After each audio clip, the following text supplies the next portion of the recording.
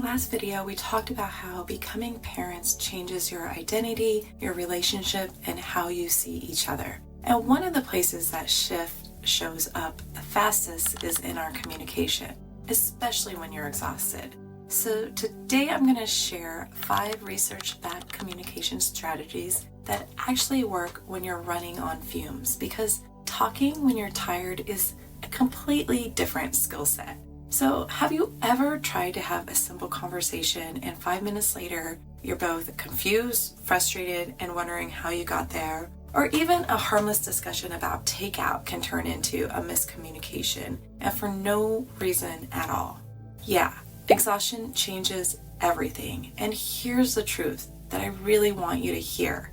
Exhausted people are not bad communicators. They're dysregulated, they're depleted, and their brain is offline. So you're tired and your partner's tired, and tired brains misread tones, they jump to conclusions, and they lose their problem-solving ability. So we need communication tools that work with the energy that you actually have. And neuroscience shows that sleep loss reduces emotion regulation, it increases the amygdala reactivity by up to 60%, it reduces empathy, and it increases conflict intensity. So yes, communication is harder right now, and this is real, and you're not imagining it. So let's talk about what actually helps. Number 1, use a pause phrase before the conversation goes sideways.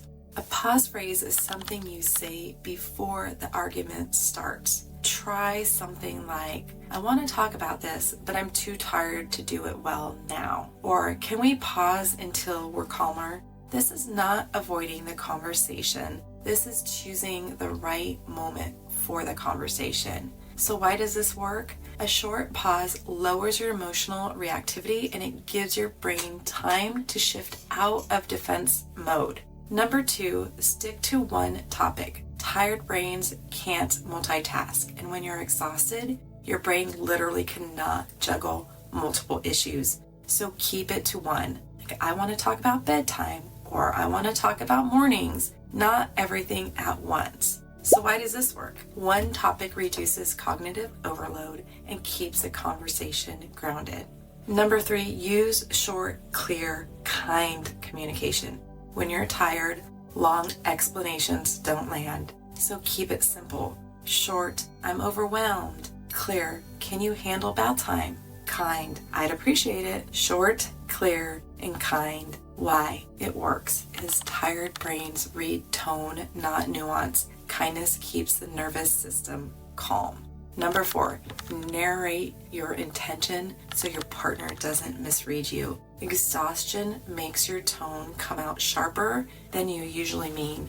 So just name it. I'm quiet because I'm tired. I'm not upset. My tone is off. I'm not mad at you. I don't have words, but I'm here. So why does this work? Tired brains misinterpret neutral cues as negative ones, and clarity prevents unnecessary conflict. And then number 5, focus on connection, not on problem solving. When you're exhausted, problem solving is almost impossible. So shift the goal. Not how do we fix everything right now, but how do we stay connected when we're in this together? Try, this is hard. Thank you for doing this with me. Or we're on the same team. Or even, can we reset and try again tomorrow? Why does this work? Connection releases oxytocin, which reduces stress hormones and increases cooperation. Communicating when you're exhausted is not about getting it perfect. It's about having tools that work with your real capacity. These 5 shifts make communication smoother, gentler, and so much more compassionate. You don't need more energy to communicate better.